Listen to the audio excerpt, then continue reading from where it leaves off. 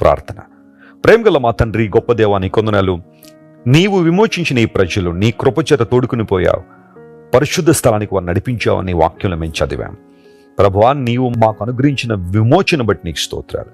మా పాపముల నుండి, అపరాధముల నుండి విడిపించిన ఆయన నీ ప్రజలుగా మమ్మల్ని చేసుకున్నందుకు హృదయపూర్వకంగా నేను స్తుతిస్తున్నాం, మనసు తెరిచి నేను ఆరాధిస్తున్నాం. ప్రభువా, ఈరోజు ఎంతమంది అయితే మా ప్రియులు వాగ్దాన సందేశం వింటున్నారో వారందరి జీవితాల్లో గొప్ప కార్యాలు మీరు చేయండి. ఎర్ర సముద్రం అడ్డు వచ్చినప్పుడు ఇశ్రాయేలు ప్రజలు ఎలాగైతే కృంగిపోయారో, కొన్ని సందర్భాల్లో మా జీవితంలో అలాంటి పరిస్థితులు వస్తున్నప్పుడు మాకు విమోచన ఇచ్చేవాడు నీవు, విడుదలిచ్చేవాడు నీవు. ప్రభువా, మా ప్రియులను బలపరచండి. ఏ బంధకాలు అయితే మా ప్రియులను బాధిస్తున్నాయో వాటి నుండి విడుదల కలుగజేసి, ఓ దేవా, బలమైన ఆత్మచేత నింపి నీ కృపా కార్యాల కోసం వారిని వాడుకోనండి.